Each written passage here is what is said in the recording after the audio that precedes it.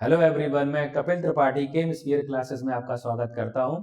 आज मैं बहुत ही इम्पोर्टेंट वीडियो जो है बनाने जा रहा हूं और आपको इसमें जो है बहुत ज़्यादा कॉम्पिटिटिव एग्जाम में इसका बेनिफिट मिलने वाला है।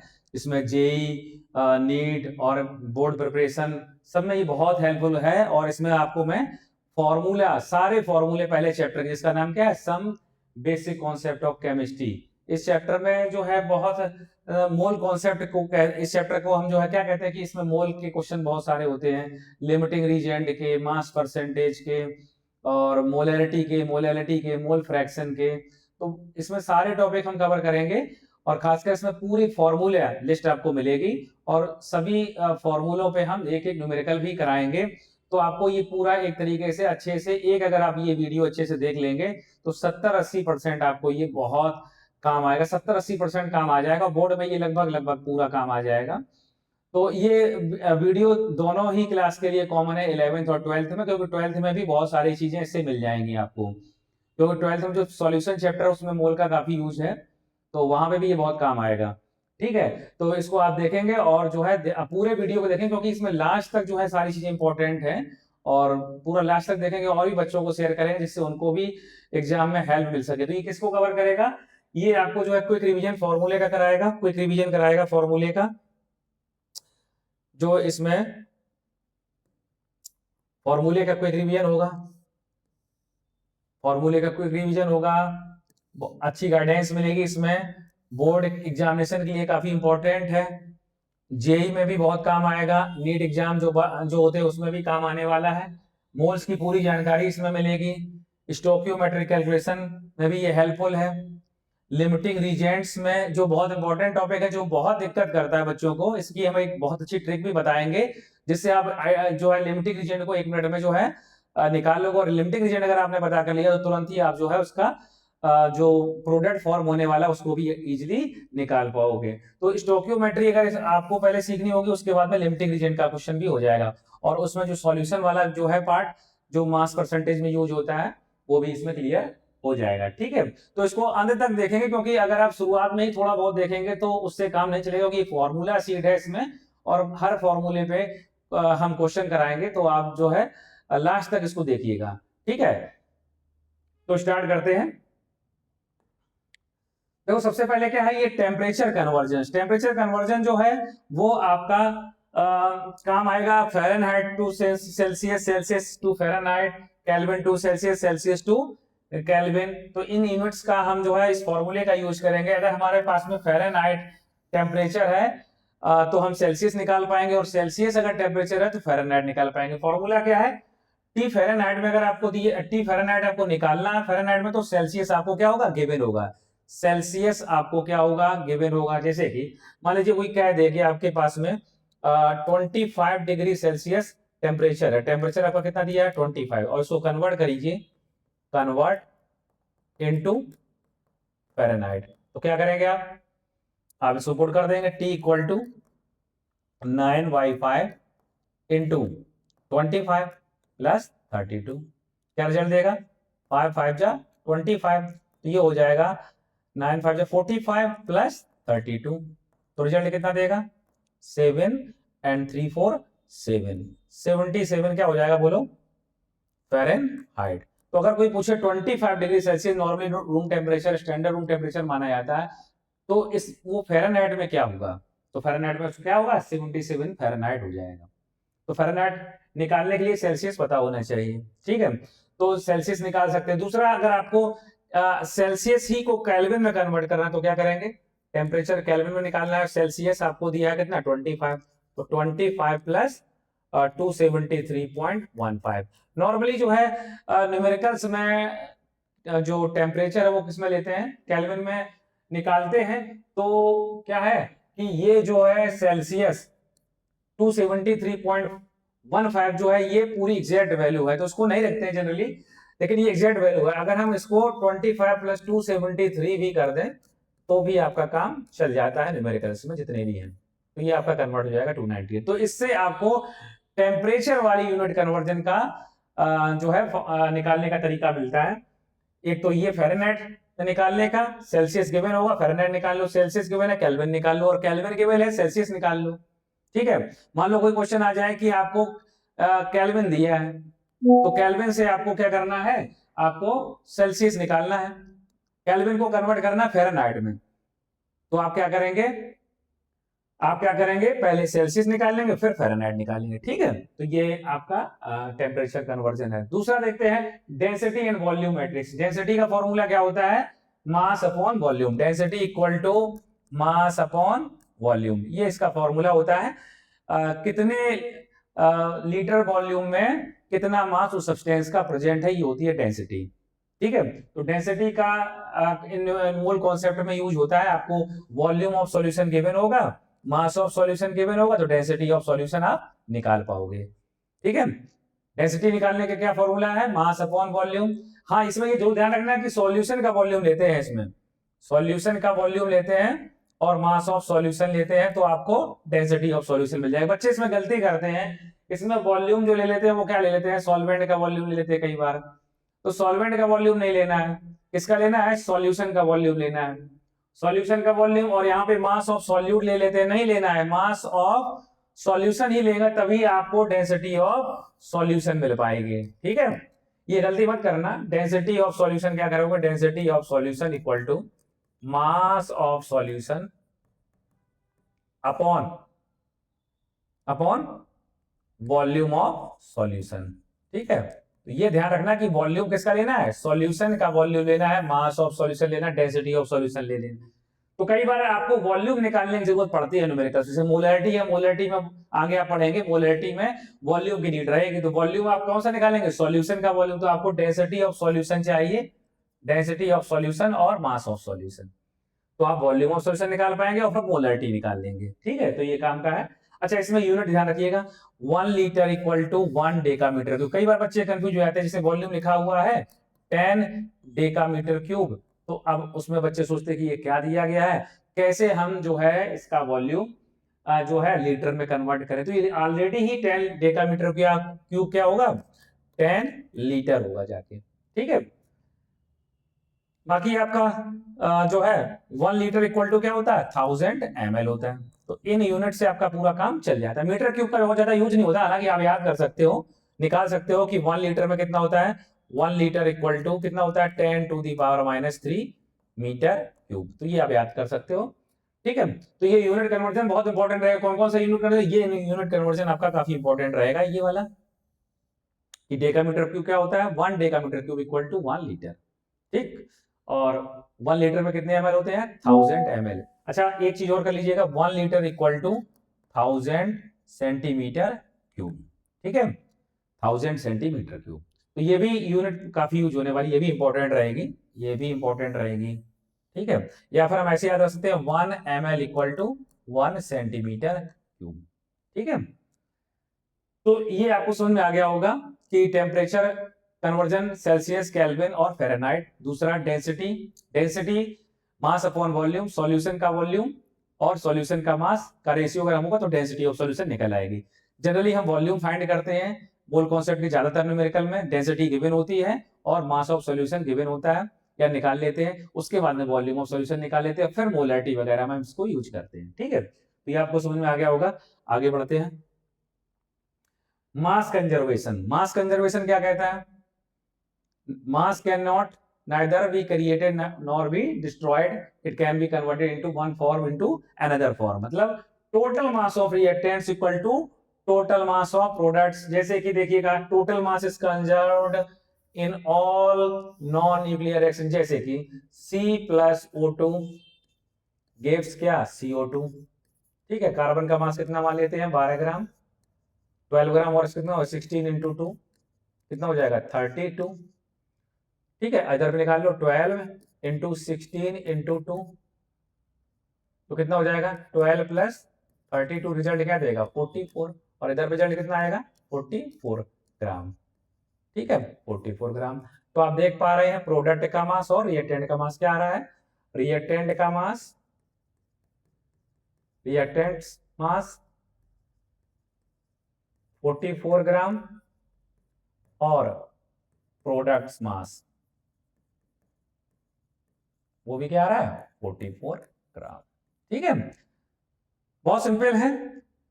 कंजर्वेशन आप डेफिनेशन भी तैयार कर सकते हैं कि total mass of reactant in a chemical reaction, total mass of reactants equal to total mass of products. ठीक है, तो जितना हम मास लेके चलते हैं रिएक्टेंट्स में उतना ही प्रोडक्ट्स में मास फॉर्म होता है। ठीक है, ये मैं प्रूव भी कर दिया। तो ये सिंपल सा एग्जांपल हो गया, mass of reactants equal to mass of products. ठीक, क्लियर। दूसरा लॉ क्या कहता है, कांस्टेंट प्रोपोर्शन। जैसे कांस्टेंट प्रोपोर्शन क्या कहता है, compounds naturally contain identical element by element mass ratios. मतलब मास परसेंटेज ऑफ एलिमेंट क्या होता है, कांस्टेंट रहता है। मास परसेंटेज ऑफ एलिमेंट क्या रहता है, कांस्टेंट, चाहे वो किसी भी सोर्स से लिया जाए। जैसे कि अगर हम वाटर का केस लेते हैं, वाटर अगर हमारे पास में मास है, वाटर का मास कितना होगा, वाटर का ओवरऑल 18 होता है, लेकिन यहां पर आपको 2 हो जाएगा हाइड्रोजन का, और क्योंकि 1 इंटू 2 1 होता है एटॉमिक मास, 2 से मल्टीप्लाई, 2 एटम है, और यहाँ पे 16 होगा, तो कितना आएगा 2 प्लस 16, तो ये ओवरऑल कितना आता है 18 आता है। अब आप यहाँ पे रेशियो निकाल लें, हाइड्रोजन और किसका, हाइड्रोजन और उसका ऑक्सीजन का रेशियो निकाल लो। तो हाइड्रोजन कितना है 2 है, और ऑक्सीजन कितना है, ऑक्सीजन कितना है 16 है, ऑक्सीजन कितना है 16, हाइड्रोजन कितना है 2, तो रेशियो कितना आएगा 1:8। अब चाहे आप किसी भी सोर्स से, चाहे आप किसी भी सोर्स से वाटर ले लो, चाहे आप हैंडपंप से ले लो, चाहे आप कुएं से ले लो, वेल से ले लो, रिवर से ले लो, सी से ले लो, कहीं से भी वाटर ले लो, तो वाटर अगर है तो उसमें हाइड्रोजन और ऑक्सीजन के बीच में सिंपल रेशियो रहेगा, उनका वेट बाय प्रोपोर्शन फिक्स रहेगा, कांस्टेंट रहेगा। तो देखो कितना वेट बाय प्रोपोर्शन रहेगा, हाइड्रोजन और ऑक्सीजन के बीच में 1:8 का प्रोपोर्शन फिक्स रहेगा। तो ये कांस्टेंट प्रोपोर्शन कहते हैं। गैलुसेक लॉ क्या कहता है, Gay-Lussac law, reacting gas volumes combine in simple integer relationships. मतलब कोई भी रिएक्शन अगर गैसियस रिएक्शन होती है, गैस लॉ है, ठीक है, तो कोई भी रिएक्शन अगर आगे बढ़ती है जिसमें गैसेस प्रोड्यूस होती है और गैसेस ही रिएक्ट करती है, तो फिर उसमें वॉल्यूम के बीच में रेशियो क्या होता है, होल नंबर रेशियो। जैसे कि फॉर एग्जांपल 2H2O2 फॉर्म कर रहा है 2H2O, ये भी गैस है, ये भी गैस है, और ये वाटर वेपर्स है। ठीक है, तो ये लॉ किस पे एप्लीकेबल है, किस पे काम करेगा, gases reacts and gases produce in a chemical reaction at constant temperature and pressure which we are say simple whole number ratio between reactants and products. ठीक है, तो अब देखिएगा इसके वॉल्यूम, अगर आप देखें हाइड्रोजन का वॉल्यूम, हाइड्रोजन का वॉल्यूम, ऑक्सीजन का वॉल्यूम और वाटर का वॉल्यूम के बीच में अगर हम देखें तो यहाँ कितना है 2 वॉल्यूम, यहाँ कितना है 1 वॉल्यूम, ठीक है, और यहाँ कितना है 2 वॉल्यूम। तो इनके बीच में सिंपल रेशियो रहेगा, इनके बीच में रिएक्टेंट्स और प्रोडक्ट्स, जो हमारे गैसियस रिएक्टेंट्स और गैसियस प्रोडक्ट्स, उनके वॉल्यूम में सिंपल होल नंबर रेशियो आएगा। तो वही यहाँ बताया गया है कि इनके बीच में V1 और V2 दो कोई गैसेस हैं और 2 ही गैस प्रोड्यूस हो रही हैं, A और B, तो उनसे हमें उनके बीच में रेशियो क्या मिलेगा, A और B रेशियो मिलेगा। ठीक है, तो ये गैलुसेक लॉ है। गैलुसेक लॉ सिर्फ गैसेस के लिए एप्लीकेबल है, फॉर गैसेस। ठीक है, समझ में आ गया होगा, एग्जाम्पल बहुत अच्छे समझ में आ गया होगा, इससे आप जो है डेफिनेशन इजीली जो है लर्न कर सकते हैं, याद रख सकते हैं। Gases reacts, gases produce in a chemical reaction at constant pressure and temperature which we are say simple whole number ratio between reactants and products. ठीक है, तो ये आपका जो है 3 जो है लॉ यहाँ पे क्लियर होते हैं। ठीक है, आगे बढ़ते हैं। Average atomic mass, average atomic mass किसके लिए निकाला जाता है, फॉर आइसोटोप्स। किसके लिए होता है, आइसोटोप्स के लिए, फॉर आइसोटोप्स, आइसोटोप्स, आइसोटोप्स के लिए एवरेज एटॉमिक मास निकाला जाता है। तो इसमें फॉर्मूला क्या है, फॉर्मूला इसमें क्या आता है कि आप जैसे कि एवरेज एटॉमिक मास अगर आप निकाल रहे हैं तो आप इसको और एक्सप्लेन कर सकते हो। तो क्या कह सकते हो, अगर दो किसी भी एलिमेंट के 2 आइसोटोप हैं तो उनका एवरेज एटॉमिक मास क्या होगा, तो हम क्या लिख सकते हैं, A1 P1 plus A2 P2 upon 100 हो जाएगा कि नहीं। अब यहां पर P1 क्या है, A1 आइसोटोप का परसेंटेज, और P2 क्या है, A2 आइसोटोप का परसेंटेज। समझ गए कि नहीं? ए पहला वाला जो एलिमेंट है उसका, पहला वाला जो एलिमेंट का जो आइसोटोप है, जो एलिमेंट है उसका जो पहला आइसोटोप है वो A1 है और उसका परसेंटेज क्या है P1। जो दूसरा आइसोटोप है A2 उसका परसेंटेज P2 डिवाइड बाई 100। ठीक है, तो जैसे कि अगर कोई एक न्यूमेरिकल देखें, कोई एक न्यूमेरिकल देखते हैं, जैसे कि कोई एक न्यूमेरिकल देखते हैं, क्या कहता है न्यूमेरिकल? न्यूमेरिकल क्या कहता है कि जैसे कि मान लो कोई Cl के दो आइसोटोप्स हैं 35, Cl35 और Cl37, Cl37, Cl35 और Cl37। ठीक है, ये है आपके दो आइसोटोप हैं। अब इनका जो है आइसोटोप्स में क्या होते हैं, आइसोटोप्स में क्या होता है? Same atomic number, different mass number. ठीक है, ठीक। तो अब इसका जैसे कि इसका परसेंटेज मान लो दिया गया है, परसेंटेज इसका दिया है P1 दिया है, कितना P1 दिया है क्वेश्चन में 75%। तो ये बनाया आप कितना हो जाएगा P2 25%। ठीक है, अब इसको आप अगर सॉल्व करोगे, average atomic mass of Cl, average atomic mass of Cl, ठीक है, क्या हो जाएगा बोलो? A1 क्या है? A1 यहां पर क्या है? A1 आपका है 35 और A2 आपका क्या है 37। ठीक है, तो हमने यहां पे आपको आइडिया दे दिया। परसेंटेज P1 और P2 ने लिख ही रखा है। तो A1 की वैल्यू क्या है 35। ठीक है, और जो A1 हमारा है ये P1 वाला, P1 का परसेंटेज कितना है 75। ठीक है, A2 कितना है? A2 आपका कितना है 37। A1 ये है और A2 ये है, ये A1 है। ठीक है, ये कितना हो जाएगा 37 इंटू 25 डिवाइड बाई 100। तो जो आंसर आ जाएगा वो average atomic mass of Cl हो जाए। Average atomic mass of Cl, average atomic mass of Cl निकालने का तरीका समझ में आ गया कि नहीं? ठीक है, तो ये फॉर्मूला आपका हो जाएगा। अगर मान लो कभी 3 आइसोटोप मिलते हैं किसी सब्सटेंस के, तो फिर क्या हो जाएगा?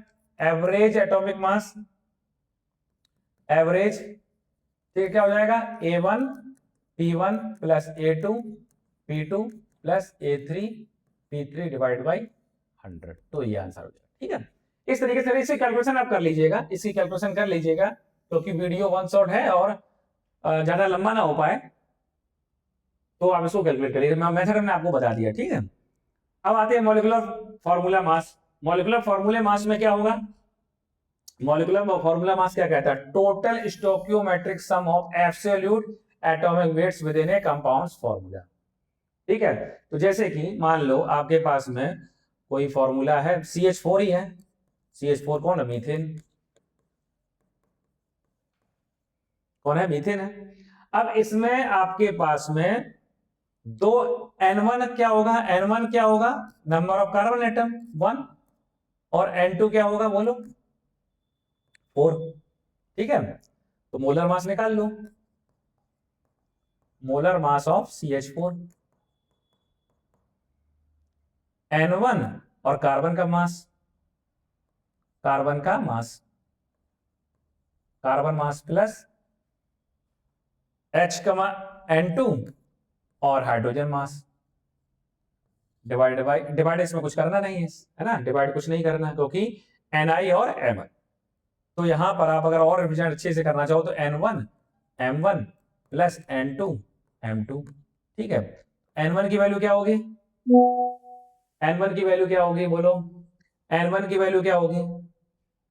N1 की वैल्यू 1 इंटू कार्बन का मास कितना होता है 12, और N2 की वैल्यू 4, और हाइड्रोजन का मास कितना होगा 1। तो कितना हो जाएगा 12 प्लस 4, रिजल्ट क्या देगा 16। ठीक है, 16 ग्राम पर मोल आ जाएगा, 16 ग्राम पर मोल। ठीक है, 16 ग्राम पर मोल आ जाएगा आपका आंसर। एक और निकाल के देख लो, जैसे कि H2O का निकालना है मोलिकुलर मास, तो क्या हो जाएगा? मोलर मास क्या हो जाएगा 2 इंटू 1 प्लस ऑक्सीजन कितना हो जाएगा 16, कितना हो जाएगा 18 ग्राम पर मोल। ठीक है, तो बहुत सिंपल है। मॉलिक्यूलर मास क्या है? Sum of atomic masses and each atomic mass term multiplied by number of stoichiometric coefficient. ठीक है, तो ये होता है आपका। समझ में आ गया? सिंपल है, तो आपका यहां से क्लियर होता है। आगे बढ़ते हैं। मोल्स फ्रॉम सैंपल मास। ठीक है, मोल्स निकालने का तरीका क्या है? मोल्स निकालने का तरीका क्या है? Given weight upon molecular weight. ठीक है, given weight upon molecular weight. Given weight किस में लेंगे? ये हम लेंगे ग्राम में, और मॉलिक्यूलर वेट क्या होता है? ग्राम पर मोल होता है।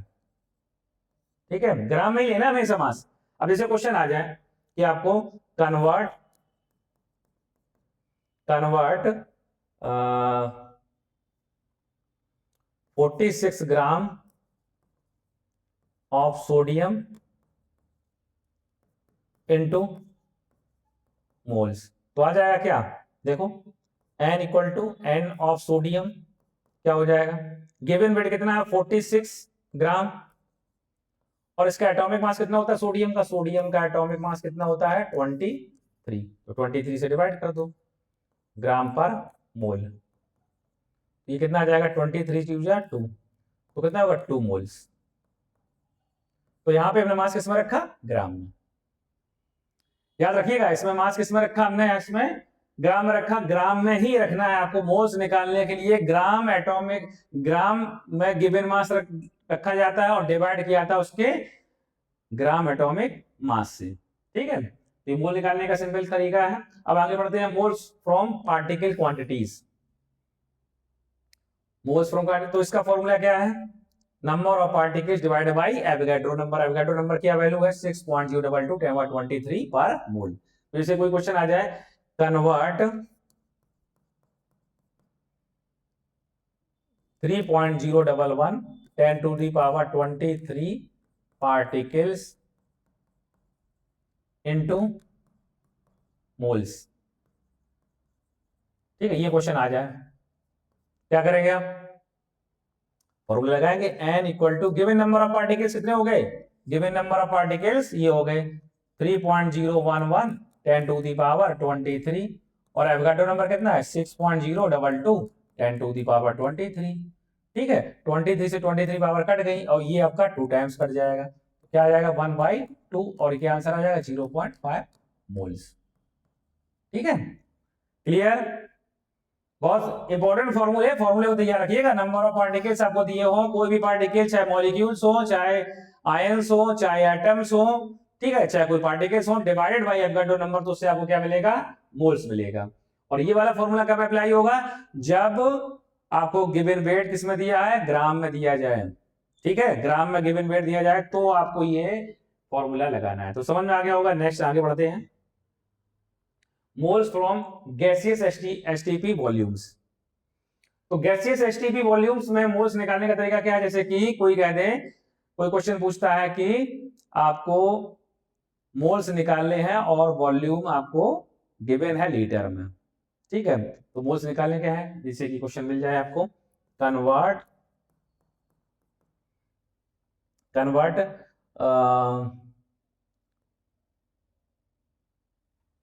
44.8 litre of a gas into moles at STP at STP at STP। ठीक है, ये निकालना है आपको, STP पे निकालना है। तो ये याद रखना है कि ये फॉर्मूला कब लगेगा? गैसियस सब्सटेंस के लिए सिर्फ एप्लीकेबल है, गैसियस सब्सटेंस के लिए, और किसी पर नहीं लगेगा। Convert 44.8 litre of gas into moles at STP. ठीक है, ये क्वेश्चन है, सॉल्व करो आप लोग, क्या आएगा आंसर इसका? तो देखो आंसर क्या आएगा। वॉल्यूम दिया है कितना? एसटीपी पे वॉल्यूम कितना है? Volume of gas 44.8 litre. ठीक है, और आपको क्या निकालना है? मोल्स। तो n इक्वल टू वॉल्यूम 44.8, और एसटीपी पे वॉल्यूम कितना होता है? एसटीपी पे वॉल्यूम कितना होता है? ठीक है, एसटीपी वॉल्यूम कितना होता है 22.4 लीटर ये होता है। तो 22.4 लीटर से आप डिवाइड कर देंगे तो यहाँ आंसर कितना आ जाएगा 2 मोल्स आ जाएगा। सिर्फ गैस के लिए एप्लीकेबल है और एसटीपी वाली कंडीशन पे एप्लीकेबल है। तो आपको याद रखना है N equal to V upon 22.4 litre. 20 यहां पर आप लीटर में लेना है वॉल्यूम, ठीक है। ये वाला फॉर्मूला आप तैयार कर लीजिए, बहुत काम का फॉर्मूला है, ठीक है। तो N equal to volume in litre upon 22.4, तो आपको नंबर ऑफ मोल्स मिल जाएंगे, ठीक है। ध्यान रखिएगा, बहुत इंपॉर्टेंट फॉर्मूला, इंपॉर्टेंट है ये, important. Molar volume parameters. Molar volume क्या है, जैसे कि मॉडर्न आईयूपीएसी में जो एसटीपी 1 बार प्रेशर पे जो मोलर वॉल्यूम होता है 22.7 लीटर पर मोल लेते हैं। और स्टैंडर्ड कंडीशन जनरली ये वाला ज्यादा यूज होता है 22.4। स्टैंडर्ड कंडीशन 1 एटीएम प्रेशर पे जब हम जो है मोलर जो हम वॉल्यूम लेते हैं वो क्या लेते हैं 22.4। और अगर हम 1 बार प्रेशर पे लेते हैं वॉल्यूम तो फिर क्या लेते हैं 22.7, ठीक है। और ये हमारी आइडियल गैस इक्वेशन है PV equal to NRT. Gases के लिए ये भी एप्लीकेबल है आइडियल गैस इक्वेशन। इसमें pressure of gas, volume of container gas का नहीं, कंटेनर का volume of container, number of gaseous moles, ठीक है। आर क्या है गैस कांस्टेंट और टी क्या है टेम्परेचर, ठीक है। तो आइडियल गैस इक्वेशन में क्या करना है आपको, कभी 3-4 वैल्यूज मिल जाएंगे। टी तो आर तो आपका वैल्यू पता ही होता है, आर की वैल्यू क्या होती है, R equal to 0.0821 litre atmosphere kelvin inverse mole inverse. अगर बार में लेना है तो क्या होगा, R equal to 0.083 litre bar kelvin inverse mole inverse, ठीक है। आप देखिएगा, ये ध्यान रखिएगा, यहाँ पे सिर्फ ये एटीएम है और यहाँ पे ये क्या है बार में, ठीक है। तो ये आपको ध्यान रखना है। अब आपको अगर आइडियल गैस इक्वेशन आती है तो प्रेशर आपको निकालना है तो वॉल्यूम, कंटेनर का वॉल्यूम मिलेगा, मोल्स ऑफ सब्सटेंस मिलेंगे, जो गैस होगी उसका मोल्स, आर की वैल्यू आपको पता होगी। अगर बार में निकालना है तो ये वाला यूज करेंगे, अगर लीटर में निकालना है सॉरी एटमॉस्फेयर में तो ये वाला यूज करेंगे। टेम्परेचर आपको सेल्सियस में गिवन होगा, केल्विन में कन्वर्ट करना हमने आपको सिखाया है, उससे केल्विन में कन्वर्ट करके यहाँ केल्विन में ही टेम्परेचर रखना, तो टेम्परेचर इन केल्विन में टेम्परेचर रखना है, ठीक है। आ गया होगा समझ में, इंपॉर्टेंट बातें हैं, ध्यान से करिएगा, रिवाइज करते जाइए, दिमाग में दोहराते जाइए चीजों को। अगला था एलिमेंट मास परसेंटेज फॉर्मूला। तो आप जैसे कि हमारे पास में मान लो जैसे एग्जांपल यहाँ दिया है हमने कि वाटर हमारे पास में कोई कंपाउंड है और उसमें हमें हाइड्रोजन एलिमेंट का परसेंटेज निकालना है और ऑक्सीजन एलिमेंट का परसेंटेज निकालना है। तो ये कंपाउंड के लिए काम करेगा, कंपाउंड्स के लिए एप्लीकेबल है ये formula, mass of element in 1 mole upon molar mass of compound 200, ये वाला फॉर्मूला लगा दिया। जैसे कि वाटर का इसमें लिया एग्जांपल, अब जैसे वाटर का हाइड्रोजन का परसेंटेज हमने निकाला है तो 2 किसका है, हाइड्रोजन का वेट, 2 क्या है हाइड्रोजन का वेट, 2 ही ग्राम तो हुआ, 1 H का 1 ग्राम, 2 H का 2 ग्राम, ठीक है। ऑक्सीजन का नहीं निकालना तो हाइड्रोजन का वेट अपॉन किसका वाटर का 18.02, और ठीक है। तो ये हो गया आपका, यहाँ इन्होंने एग्जैक्ट वैल्यू रखी है, आप ऐसे भी निकाल सकते हो, H का परसेंटेज 2 होल नंबर में रख लो, इतना एक्यूरेट कैलकुलेट नहीं करना होता है, 2 अपॉन, और वाटर का मोलर मास अभी निकाला था 18 इंटू 100, ठीक है। तो कितना हो जाएगा 2 9 जा 18, अब इसको कैलकुलेट कर लो, 9 1 जा 9 और 9 1 जा 9, ठीक है। और कितना आ जाएगा 9 1 जा 9 और 9 1 जा 9 और 0.1, तो 11.11 समथिंग आ जाएगा, ठीक है। तो ये परसेंटेज आ जाएगा। अब अगर आपको ऑक्सीजन का निकालना पड़ जाए तो क्या करना होगा, ऑक्सीजन कितना होगा, ऑक्सीजन का मोलर मास कितना है 16 और वाटर का कितना 18 इंटू 100, ठीक है। तो ये आप जब कैलकुलेट करोगे लगभग इसी के आसपास आएगा 88 पॉइंट और लगभग वही 99 आ जाएगा ऐसे, ठीक है। आप ऐसे करके निकाल सकते हो 88.99। तो ये मॉलिक्यूल्स कंपाउंड्स हैं उनके लिए है, जैसे ग्लूकोज है, C6H12O6, तो उसमें इसमें कार्बन का अलग से निकाल लो, हाइड्रोजन का निकाल लो, ऑक्सीजन का निकाल लो, ठीक है। पहले ग्लूकोज का निकाल लो, जैसे 180 ग्लूकोज का हो गया, तो कार्बन का मास कितना होगा 6 इंटू कार्बन का मास 6 इंटू 12 अपॉन 180 इंटू 100। हाइड्रोजन का निकालना है 12 इंटू 1 अपॉन 180 इंटू 100। ऑक्सीजन का निकालना है 16 इंटू 6 डिवाइड बाई 180 इंटू 100, ऐसे निकल आएगा। ठीक है, तो अब आगे बढ़ते हैं। फॉर्मूला इंटरलेशन, ठीक है, फॉर्मूला कौन सा है, empirical formula. Empirical formula molecular formula का रिलेशन है। देखिएगा, जैसे कि अगर हम कहें ग्लूकोज, ग्लूकोज ग्लूकोज का फॉर्मूला क्या है, C6H12O6। ठीक है, इसका इंपेरिकल फॉर्मूला क्या होता है, इंपेरिकल फॉर्मूला क्या होता है, इंपेरिकल फॉर्मूला क्या होता है CH2O। अच्छा, इंपेरिकल का फॉर्मूला बताता क्या है, रेशियो बताता है किसके बीच में, एलिमेंट्स के बीच में रेशियो। जैसे कि कार्बन हमारा यहाँ पे देखो कितना रेशियो है, कार्बन का निकाल लो C6H12O6। तो कार्बन कितना, अगर तीनों को डिवाइड करें 6 से तो कार्बन कितना आ जाएगा, कार्बन हाइड्रोजन और ऑक्सीजन के बीच में कितना आएगा, 6 से डिवाइड करो तीनों को 1:2:1 है ना। तो इसका इंपेरिकल फॉर्मूला क्या बनता जाके है, CH2O। इंपेरिकल फॉर्मूला का हम यहां यूज करेंगे, इंपेरिकल फॉर्मूला। ठीक है, और मॉलिक्यूलर फॉर्मूला आपका कौन सा है, ये है बोल मॉलिक्यूलर फॉर्मूला। ये कौन है, मॉलिक्यूलर फॉर्मूला। इसका मॉलिक्यूलर फॉर्मूला ये है, तो इसका मॉलिक्यूलर मास क्या होगा, ग्लूकोज का मॉलिक्यूलर मास क्या होगा, ग्लूकोज का मॉलिक्यूलर मास, मॉलिक्यूलर मास क्या होगा, बोलो कितना होगा। अभी निकाला 6 into 12 plus 1 into 12 plus 16 into 6, ये रिजल्ट देगा 180।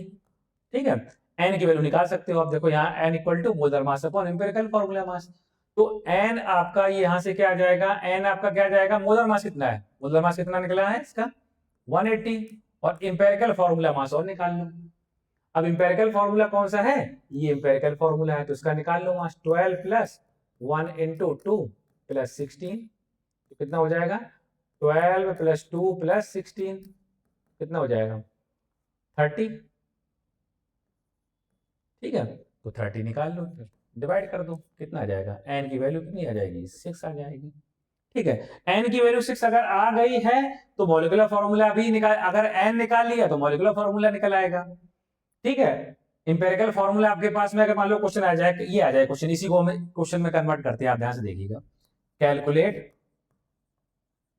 Calculate molecular formula of substance which has empirical formula CH2O। ठीक है, CH2O, calculate molecular formula of substance which has empirical formula CH2O।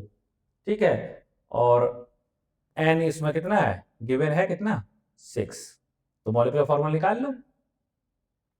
Molecular formula कैसे निकलेगा, देखो ये मॉलिक्यूलर फॉर्मूला कैसे निकलेगा, एन की वैल्यू रख दो, तो molecular formula equal to 6 into, और अभी आपने इसका मास निकाला कितना, CH2O का कितना निकाला 30, तो कितना आ जाएगा 180। ठीक है, तो मॉलिक्यूलर मास आ गया यहाँ से, मॉलिक्यूलर मास, और यहाँ पे मॉलिक्यूलर मास लिखना था, मॉलिक्यूलर मास आ गया। अब मॉलिक्यूलर मास आ गया तो इंपेरिकल फॉर्मूला इसी तरीके से आपको कैलकुलेट करते रहना है। ठीक है, बहुत सिंपल है, आपको इंपेरिकल फॉर्मूला पता करना है, मॉलिक्यूलर फॉर्मूला पता करना है, इस फॉर्मूले से पता करिए इंपेरिकल फॉर्मूला। एन की वैल्यू ग्लूकोज में क्या है 6, तो मॉलिक्यूलर फॉर्मूला क्या हो जाएगा 6 इंटू CH2O। ठीक है, CH2O। ठीक है, इंपेरिकल फॉर्मूला क्या है CH2O, मल्टीप्लाई कर दो C6H12O6, आ गया मॉलिक्यूलर फॉर्मूला। ठीक है, तो बहुत इजी है, आपको मैंने फॉर्मूला बताया, एन वैल्यू निकाल लो, इंपेरिकल फॉर्मूला आपको निकाल लोगे, कैलकुलेट कर लोगे तो मॉलिक्यूलर फॉर्मूला निकल आएगा। ठीक है, तो इस तरीके से आगे बढ़ते हैं। Moles available, moles of each certain compound from sample mass, given mass upon molecular mass, moles आप जो है निकाल लोगे। क्यों दोबारा बता रहे हैं, ये इसलिए बता रहे हैं कि स्टोइकियोमेट्रिक कैलकुलेशन में मोल्स रिलेशनशिप इजीली निकल आती है। रेशियो कैलकुलेशन कैसा, ये बड़ा इंपॉर्टेंट है लिमिटिंग रीजन के, जो गिवन मोल्स होंगे उसमें हम जो सब्सटेंस गिवन होंगे रिएक्शन में उसको हम डिवाइड कर देंगे स्टोइकोमेट्रिक कोएफिशिएंट से, और उस रेशियो से हम लिमिटिंग रीजन पता कर लेंगे। लिमिटिंग रीजन क्या होता है? जो रिएक्शन चलाता है, जैसे कोई रिएक्शन चलाता है, जैसे एक हम क्वेश्चन देते हैं आपको, तो उसको सॉल्व करके आपको कराते हैं क्वेश्चन।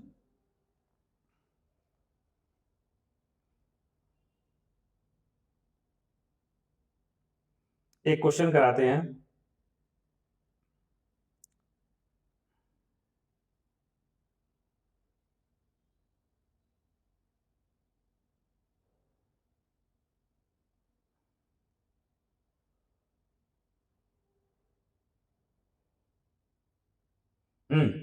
क्वेश्चन नोट करिएगा।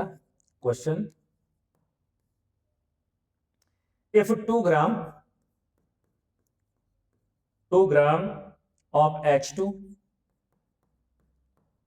reacts with 16 gram of O2, identify the limiting reagent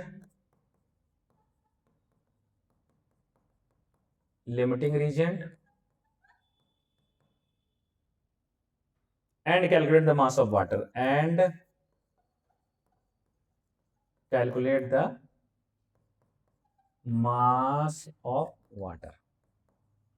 ठीक है। तो लिमिटिंग रीजन की में ये चीज जरूरत पड़ेगी, किसकी जरूरत पड़ेगी आपको? मोल्स की जरूरत पड़ेगी, रेशियो की जरूरत पड़ेगी। लिमिटिंग वैल्यू कैसे? लिमिटिंग रीजन के साथ the reactants exhibit the lowest ratio controls the chemical reaction yield limit. मतलब क्या हुआ? जिसका जो रेशियो है सबसे कम आएगा वही लिमिटिंग रीजेंट होगा, और वही क्या करेगा?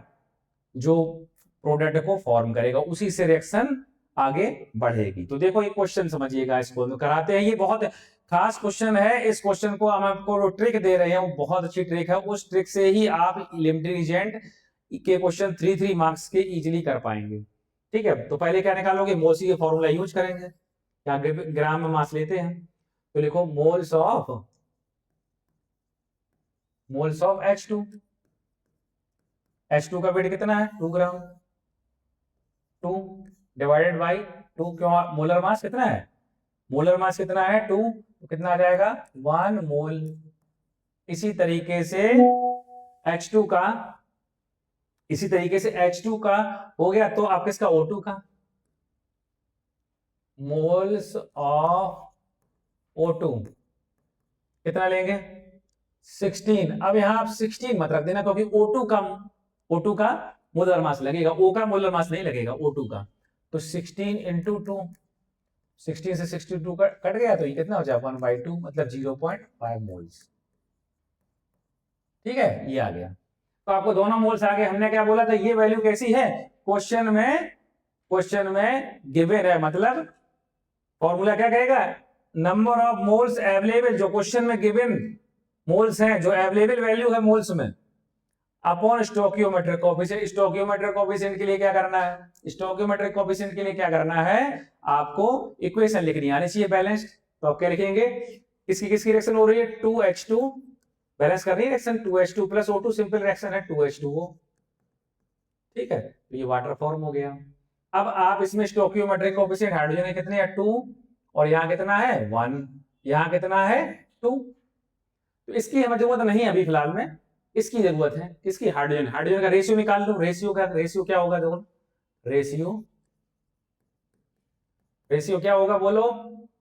हाइड्रोजन का कितना था? 1 मोल, गिवन मोल 1 था, गिवन मोल की जरूरत पड़े, अवेलेबल मोल की जरूरत पड़ती है, और डिवाइड बाई कितना? Stoichiometric coefficient of hydrogen. Stoichiometric coefficient of hydrogen तो कितना आ जाएगा? 0.5। ठीक है, ये मोल आ गया। ये कितना आ गया? Mole ratio. ठीक है, अब दूसरे का निकाल लो। ये किसका? हाइड्रोजन का, उसका हाइड्रोजन का है। ठीक है, हाइड्रोजन का। अब ऑक्सीजन का निकाल लो रेशियो।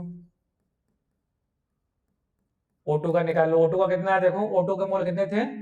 O2 में 0.5, और डिवाइड बाई कितना होगा? 2। ठीक है, डिवाइड बाई 2, तो कितना आ जाएगा ये? एक सेकंड चेक कर लो, कोई गलती तो नहीं हो रही? एक सेकंड चेक कर लो, कोई गलती तो नहीं हो रही? वो 0.5 आएंगे, और O2 के मोल कितने आएंगे 0.5, और O2 का स्टोइकियोमेट्रिक कोएफिशिएंट, हाँ ये गलती हो रही है, स्टोइकियोमेट्रिक कोएफिशिएंट O2 का क्या होगा बोलो, O2 का स्टोइकियोमेट्रिक कोएफिशिएंट क्या होने वाला है, O2 का स्टोइकियोमेट्रिक कोएफिशिएंट कितना है बोलो, O2 का स्टोइकियोमेट्रिक कोएफिशिएंट 1 है, तो 1 से डिवाइड करो तो कितना आ जाएगा 0.5, ठीक है। O2 का 0.5 और उसका भी 0.5 आ रहा है, दोनों का 0.5 आ रहा है, तो इसमें लिमिटिंग रीजन कोई होगा कि नहीं होगा, इसमें लिमिटिंग रीजन कोई भी नहीं होगा, क्योंकि इसमें दोनों ही रेशियो क्या आ रहे हैं, सेम आ रहे हैं, कि जब जिसकी वैल्यू लेस आती है, जिसकी भी वैल्यू लेस आती है वो जो है आपको लिमिटिंग रीजन, आपको लिमिटिंग रीजन होता है। तो अब यहां से किसी से भी वाटर की अमाउंट निकाल सकते हो, तो आप लिख सकते हो यहां से 1 मोल ऑफ O2, तो यहां लिख लोगे no limiting reason, no limiting reason,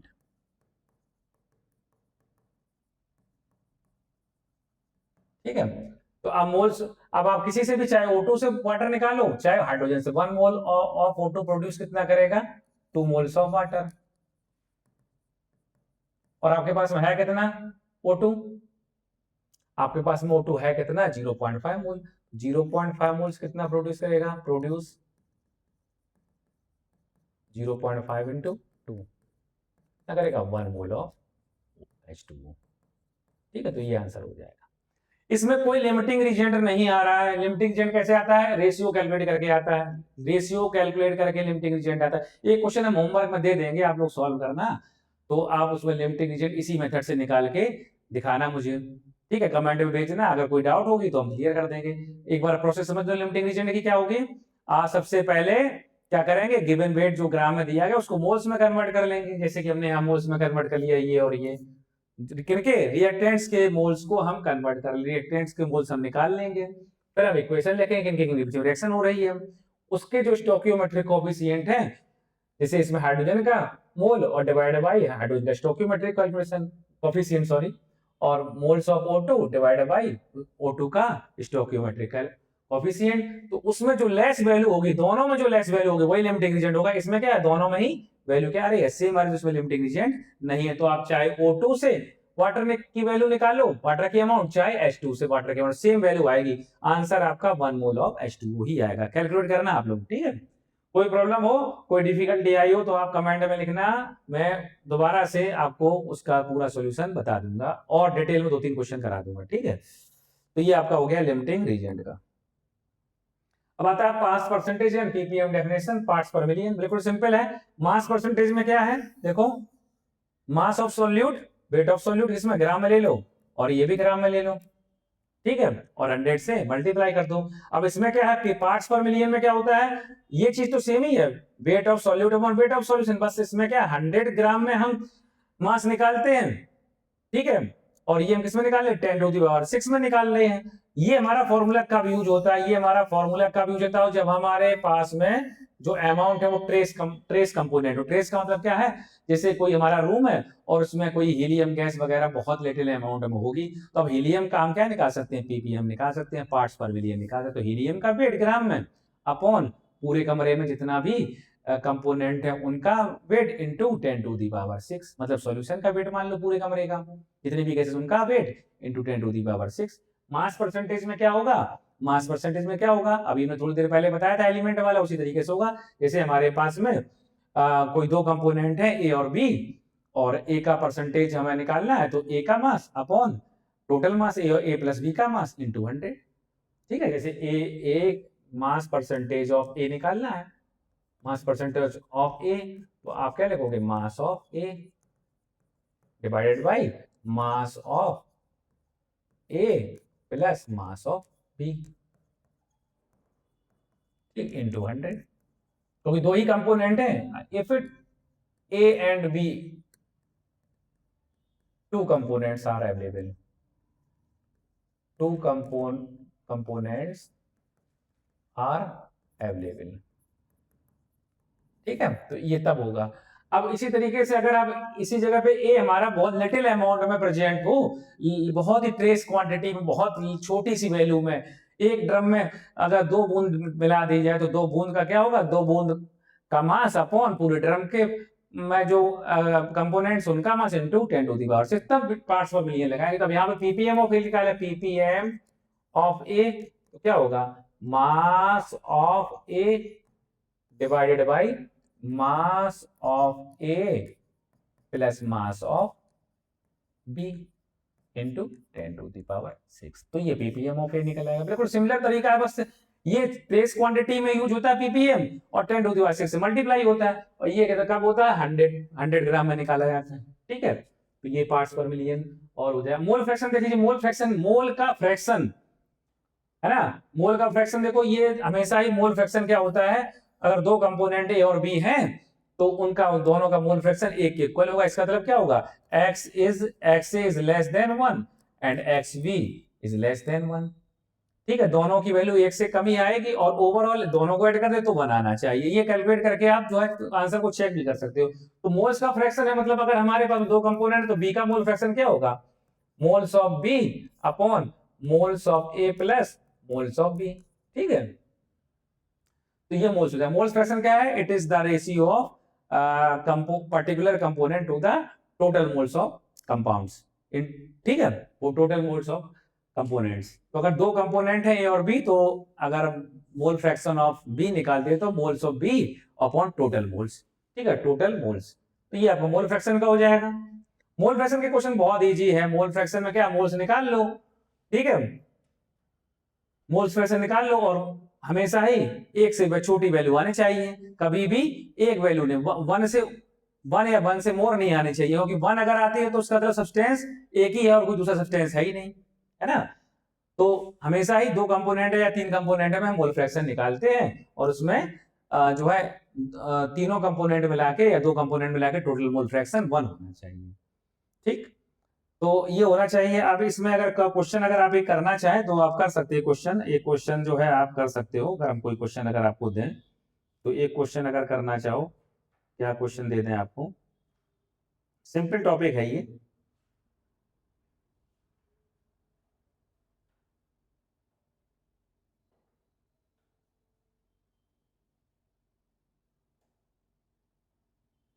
ठीक है, मोल फ्रैक्शन में कुछ नहीं है। अगर मान लो किसी का मोल फ्रैक्शन ए और बी कंपोनेंट है, A and B have moles 2 and 4 moles respectively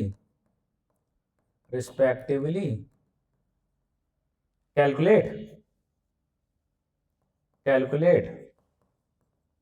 mole fraction of A का मोल फ्रैक्शन निकालना है। एंड मोलर मास इस गिवन है, ए का मोलर मास, ए का एटॉमिक मास कितना दिया है, ए का है आपका 4 और बी का है आपका 8 ग्राम पर मोल, ठीक है। तो अब आप जैसे अगर आपको ए का मोल फ्रैक्शन निकाल, बी का निकालना है मान लो, तो बी का क्या करोगे, बी के मोल्स निकाल लो। बी के मोल्स कैसे होंगे, 4 मोल्स बी के और जो है हाँ, तो इसमें हमने अगर आपको डायरेक्ट मोल्स दे दिए हैं तो मोल फ्रैक्शन निकल आएगा। तो इसमें मोलर मास की कोई जरूरत ही नहीं पड़ेगी, मोलर मास की कोई भी जरूरत नहीं पड़ेगी, मोल्स दिए गए हैं।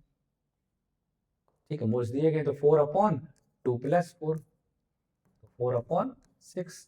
ठीक है, और अगर एक्स से निकालोगे आप तो क्या हो जाएगा, 2/2 + 4 = 2/6। ठीक है, तो ये दोनों को ऐड करोगे 1 आ जाएगा। ये मोल फ्रैक्शन का इजीली क्वेश्चन हो जाएगा। क्या आपने दिया था क्वेश्चन है ये आपका, क्वेश्चन क्या, ए और बी है दो कंपोनेंट, दो सब्सटेंस 2 और 4 उनका मोल फ्रैक्शन है, आपको उनका मोल्स दिए गए हैं और मोल फ्रैक्शन निकाल लो ए का। ठीक है, ए एंड बी का भी निकाल लो, ए एंड बी। ठीक, इस तरीके से आपका मोल फ्रैक्शन हो जाएगा। आगे बढ़ते हैं। मोलैरिटी, मोलैरिटी क्या कहती है, मोलैरिटी में हम क्या चेक करते हैं, मोल्स हमें सॉल्यूट की चाहिए, वॉल्यूम हमें सॉल्यूशन का चाहिए। डेंसिटी पढ़ाई थी हमने, डेंसिटी थोड़ी देर पहले बताई थी शुरुआत में, तो डेंसिटी का भी यहाँ पे यूज होता है, क्योंकि इसमें क्या इंक्लूड है, वॉल्यूम इंक्लूड है, वॉल्यूम ऑफ सॉल्यूशन इंक्लूड है। ठीक है, और ये आपका इतना क्या हो जाएगा, मोल्स हो जाएगा।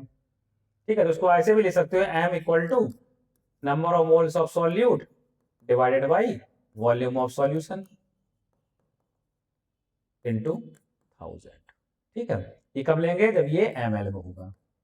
अगर लीटर में होगा तो एन सॉल्यूट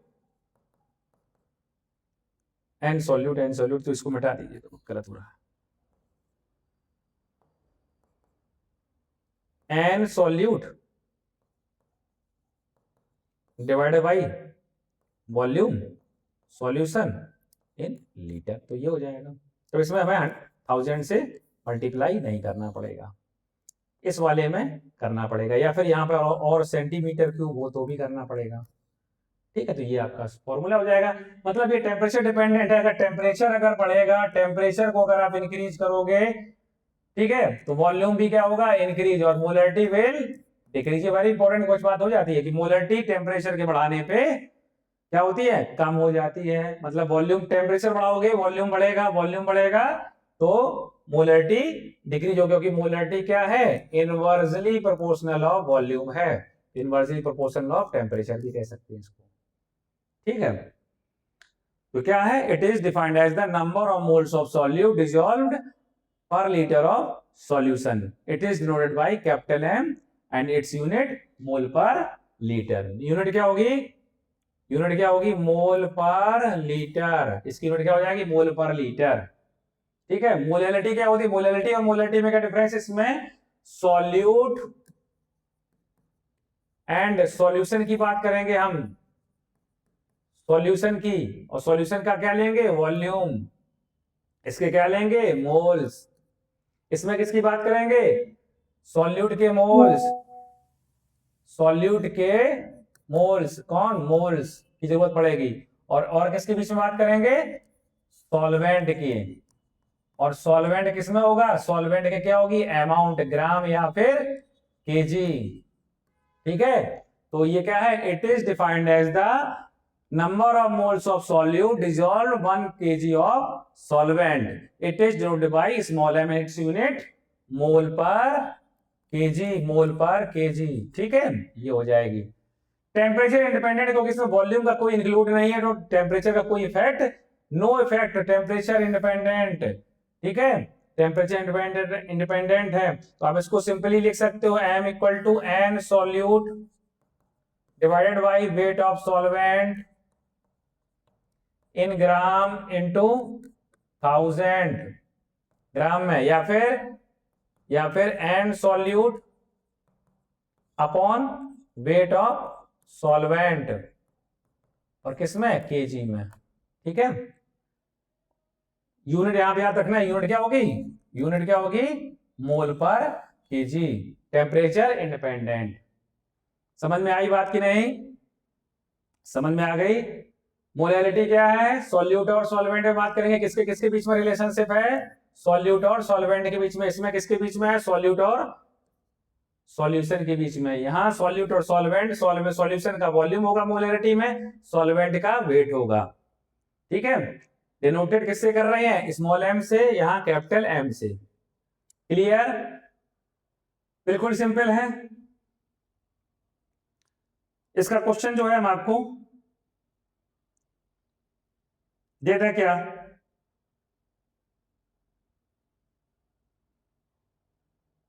कोई क्वेश्चन अगर करना चाहो तो कर लो। मोलैरिटी का जैसे मान लो वैल्यू दी गई है, find molarity of solution having 5.85 gram NaCl in 500 ml of solution. आराम से हो जाएगा,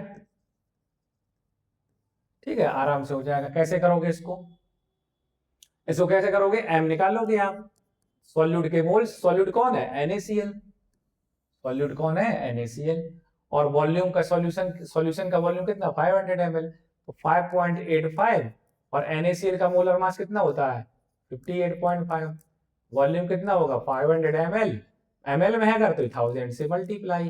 ठीक है, बस यहाँ पे क्या हो जाएगा, ये कितना आ जाएगा, 1 अपॉन, ये नीचे जाएगा तो 0.1 हो जाएगा ये, और ये 1000 है, ठीक है, अपॉन 500 है, 500 से कट करोगे 2 टाइम जाएगा तो 0.2 मोल पर लीटर आ जाएगा आंसर। ठीक है, ध्यान रखना बहुत सिंपल है, यहां से लगाया हमने, यहां से लगाया। m equal to 5.85 58.5 500 ml volume 1000 से मल्टीप्लाई, तो ये वैल्यू हो जाएगी 0.1 डिवाइड बाय 500 इनटू 1000, तो 0.2 मोल पर लीटर आ जाएगा। क्लियर है कि नहीं? तो मोलरिटी का सिंपल है क्वेश्चन, आपको जो है ऐसे ही मोलरिटी का कर लेना है, मोलरिटी में बस वेट ऑफ सॉल्वेंट दिया जाएगा। क्वेश्चन क्या बन जाएगा, फाइंड मोलरिटी की जगह क्या कह देगा, molarity of solution having 5.85 gram NaCl dissolved in 500 gram of solvent like water. ठीक है, तब यही करना होगा आपको, मोल्स निकाल लेने होंगे सोडियम क्लोराइड के, और यहाँ पे 500 ग्राम सॉल्वेंट का वेट रख देंगे 1000 से बल्कि आंसर यही आ जाएगा। कब आ जाएगा आंसर यही, जब हम यहाँ 500 ml की जगह क्या रखेंगे, 500 ग्राम ऑफ वाटर या सॉल्वेंट। ठीक है, तो आंसर यही आ जाएगा। क्लियर है कि नहीं? बिल्कुल इजी है, समझते जाइएगा, कोई डाउट हो तो पूछते जाइएगा, आप लोग जरूर कमेंट में लिखिएगा और बताइएगा। ठीक है, आगे बढ़ते हैं, क्योंकि बहुत ज्यादा डिटेल में नहीं आ सकते क्योंकि टॉपिक सारे ही कवर करने हैं। अब आप देखिएगा मोलरिटी डाइल्यूशन फॉर्मूला क्या है, solve volumetric adjustment when diluting a concentrated solution with pure solvent where index is starting concentration 2 is modified diluting targets. मतलब क्या है इसमें, ये फॉर्मूला कब यूज होगा, बड़ा इंपॉर्टेंट फॉर्मूला है, इंपॉर्टेंट है कॉम्पिटिटिव एग्जाम के लिए। क्या होता है कि अगर हमारे पास में सेम सॉल्यूट है, सेम तरीके का सॉल्यूट है और उसमें हम वाटर मिलाए जा रहे हैं, पहले वॉल्यूम V1 था, जब वाटर और मिला दिया डाइल्यूशन बढ़ा दिया, जब वाटर का ऐड करने से क्या डाइल्यूशन बढ़ता है, तो वॉल्यूम उसका V2 हो गया। पहले वॉल्यूम कितना था V1, जब पानी और ऐड कर दिया एडिंग वाटर, तो ये कितना हो जाएगा, V2 हो जाएगा। तो आपको मोलरिटी फाइंड करने के लिए कह सकता है, और पता पहले मोलरिटी दी गई होगी, क्वेश्चन होगा कि कोई कंपाउंड ए है जिसकी मोलरिटी इतनी है और उसमें हम उसका वॉल्यूम इतना है। ठीक है, अब उसमें हम पानी मिलाते जा रहे हैं, तो पानी मिलाएंगे तो वॉल्यूम बढ़ेगा, तो वॉल्यूम उसका हो जाता है V2। आपको मोलरिटी अब निकालनी है, जब V2 वॉल्यूम है तब मोलरिटी क्या होगी, इस तरीके का न्यूमेरिकल बन जाएगा।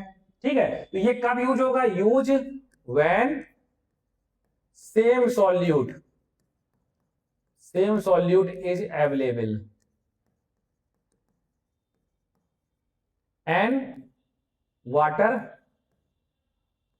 एडेड। ठीक है, जब वाटर ऐड करते जाएंगे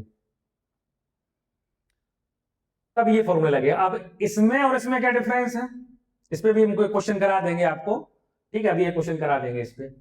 बात ये समझ गए कि ये बहुत नोट इंपॉर्टेंट बात है, ये कब यूज होगा, जब डाइल्यूशन हो रहा होगा, मतलब पानी मिला रहे होंगे और सॉल्यूट सेम होगा, जैसे NaCl है, NaCl में पानी मिलाए जा रहे हैं, तो अब NaCl ही रहेगा, जब भी पानी मिला भी देंगे उसके बाद भी NaCl ही रहेगा, तो सॉल्यूट सेम और सॉल्वेंट की अमाउंट बढ़ती जाएगी, है ना, तब ये यूज होगा। अब मिक्सिंग मोलरिटी इक्वेशन क्या है, मिक्सिंग मोलरिटी इक्वेशन कब यूज होगी, unit mixing concentration out of values when blending two solution containing same solute. इसमें भी सॉल्यूट क्या होगा, सेम होगा। ठीक है, लेकिन वॉल्यूम अलग अलग होंगे। ठीक है, तो अब इन दोनों को हम देखते हैं कि इन पे क्वेश्चन कराए थे, नहीं तो ये टॉपिक आपको समझ में आएगा नहीं, एक एक क्वेश्चन कराते हैं। तो ये नोट आप कर लीजिएगा, ये कब यूज करेंगे। अब इसके बाद में इसको जो है अरेंज कर देते हैं, एक क्वेश्चन कराते हैं इस पे।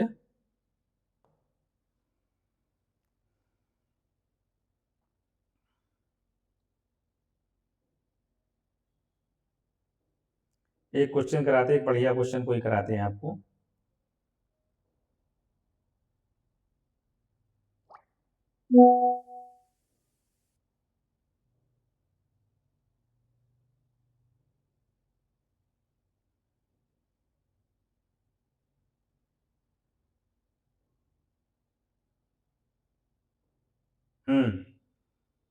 क्वेश्चन,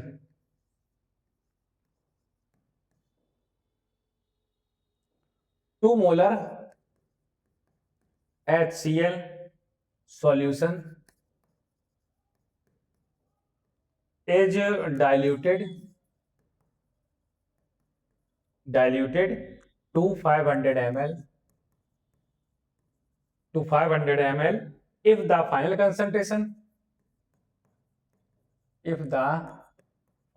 concentration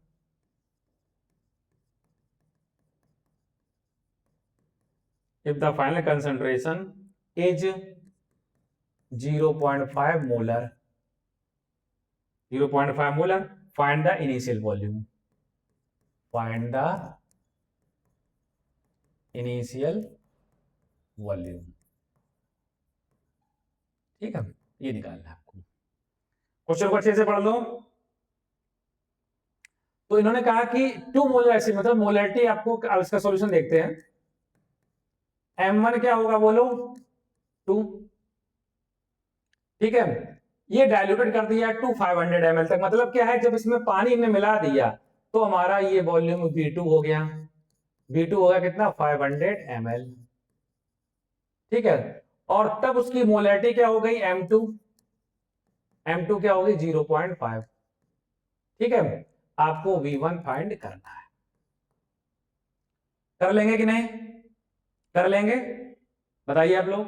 इक्वेशन लगा दो, M1 V1 equal to M2 V2। आप देख रहे हैं सॉल्यूट सेम है और उसमें क्या मिलाई जा रही है, पानी मिलाई जा रही है। तो हमें वॉल्यूम क्या पता करना, V1 पता करना है, M2 V2 अपॉन M1। रख दो वैल्यू, M2 की वैल्यू कितनी दी गई है, 0.5। V2 की वैल्यू कितनी दी गई है, 500 ml।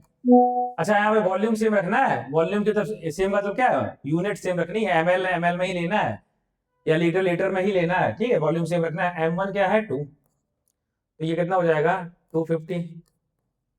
तो ये हो जाएगा 5 इंटू 25, कितना आ जाएगा, 125 मोल पर लीटर। ठीक है, समझ में आ गया न्यूमेरिकल कैसे करना है, कब करना है, कब ये फॉर्मूला लगाना है, कब वो लगाना है, उसका भी एक न्यूमेरिकल दे रहे हैं। ठीक है, समझ में आया कि नहीं आया, समझ में। सेम सॉल्यूट, पानी मिलाए जा रहे हैं, डाइल्यूशन इंक्रीज किए जा रहे हैं, वॉल्यूम बदल रहा है, मोलरिटी बदल रही है। ठीक है, तो फाइनल वॉल्यूम पूछ सकते हैं, फाइनल मोलरिटी पूछ सकते हैं, इनिशियल वॉल्यूम पूछ सकते हैं, इनिशियल मोलरिटी पूछ सकते हैं। ठीक है, इस तरीके से आपका जाएगा।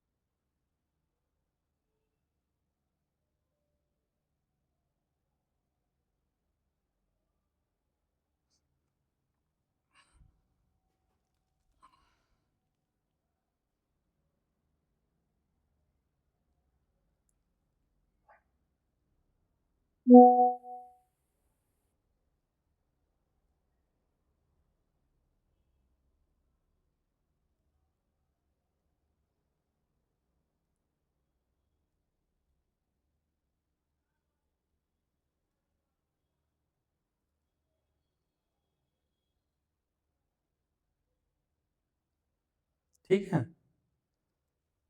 थोड़ा सा इंटरप्शन हुआ है, कोई बात नहीं, आगे बढ़ते हैं। तो ये आपका जो है 125 मोल पर लीटर आ जाएगा आंसर। ठीक है, समझ में आ गया। अब आगे बढ़ते हैं, अब आगे बढ़ते हैं, एक न्यूमेरिकल और देते हैं आपको। ये फॉर्मूला कब लगेगा, तो इसको इरेज करते हैं।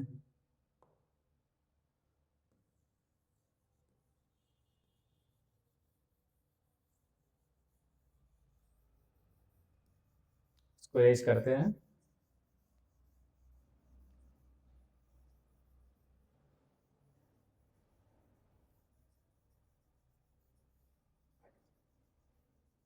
अब देखिएगा, इस पे न्यूमेरिकल लेते हैं।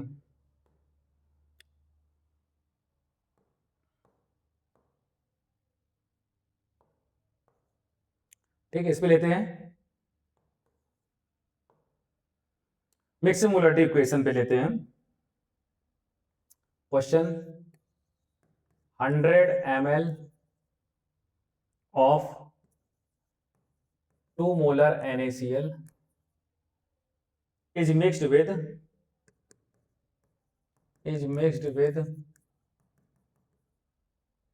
200 ml of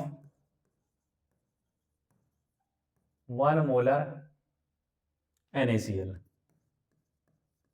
ठीक है, 100 ml of 2 molar NaCl is mixed with 200 ml of 1 molar NaCl। तो इसमें सॉल्यूट सेम है, लेकिन आप क्या देख रहे हैं, मिक्स किया जा रहा है इसको इन दोनों ही, इस वाले को और इस वाले को क्या कर रहे हैं, मिक्स कर रहे हैं, दोनों चीजों को क्या कर रहे हैं, मिक्स। जब मिक्स करेंगे तब हम ये फॉर्मूला अप्लाई करेंगे, कौन सा, ये वाला। तो रिजल्टेंट मोलरिटी पूछी गई है। ठीक है, तो इसमें क्या पूछा गया है, find the final molarity, find the final molarity. ठीक है, ये आया। तो आप इसमें लगाइए फॉर्मूला, क्या है, m इक्वल टू m1। तो आप देखिए, नोट कर लीजिएगा, v1 इक्वल टू क्या होगा, 100 ml, m1 इक्वल टू क्या होगा, 2 मोलर, v2 इक्वल टू क्या होगा, 200 ml, और m2 इक्वल टू क्या हो जाएगा, बोलो, m2 इक्वल टू कितना हो जाएगा, 1 मोलर। m आपको पता करना है, लगा दो फॉर्मूला। m1 की जगह क्या रखोगे, m1 की जगह पे 2, और v1 की जगह क्या रखोगे, 100। ठीक है, m2 की जगह क्या रखोगे, m2 की जगह क्या रखोगे, 1, और v2 की जगह क्या रखोगे, 200।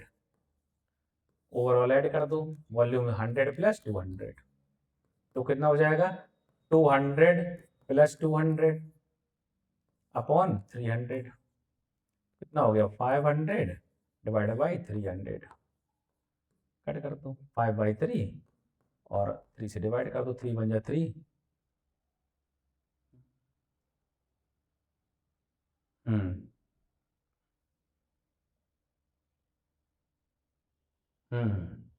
ठीक है, चलो इसको सही कर लीजिएगा, क्योंकि 500 नहीं है, ये 400 होगा, जाके कट कर लो इसको, जो है इरेज कर लो।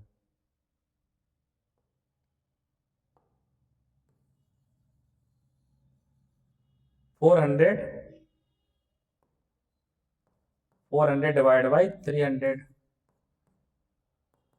4 divide by 3, 1.33 mole per litre. तो ऐसे आएगा ये। ठीक है, समझ में आया कि नहीं।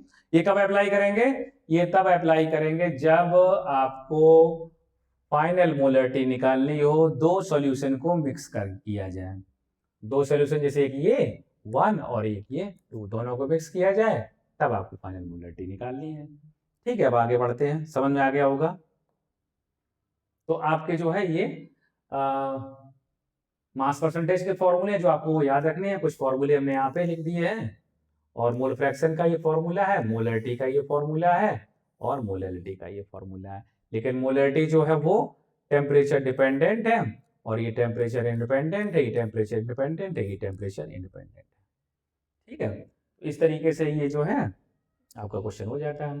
तो आप इस तरीके से आप जो है स्मार्ट तरीके से आप जो है इसको एग्जाम को क्रैक कर सकते हैं, इन फॉर्मूले को, और सब्सक्राइब कर सकते हैं चैनल को, इस PDF नोट कर सकते हैं। ठीक है, आपको जो है ये लेक्चर बहुत अच्छा लगा होगा, और कहीं कोई पूरा लेक्चर अगर आप क्लियर करते हैं तो आपका जो है कॉम्पिटिटिव एग्जाम भी अच्छे से क्वालिफाई हो सकते हैं। 70-80% पार्ट आपका काफ़ी हद तक हमने कवर करा दिया है यहाँ पे, और प्रैक्टिस आपको और करनी है, और जो आपके स्कूल के एग्जाम्स हैं और बोर्ड के एग्जाम्स हैं, उसके लिए आपके लिए काफ़ी ये हेल्पफुल होगा। ठीक है, ऐसे ही आप लोग वीडियो देखते रहिए, जुड़े रहिए, ऐसे ही और अच्छे अच्छे लेक्चर लाते रहेंगे, बहुत important lecture, organic chemistry, inorganic, physical, सारे ही तरीके के केमिस्ट्री में आपके questions and practice problems and lectures and topics सब क्लियर करते रहेंगे। और आप लोग जुड़े रहिए और सब्सक्राइब करिए, और मस्त रहिए, स्वस्थ रहिए, और पढ़ाई को बिना प्रेशर के करते रहिए। Thank you.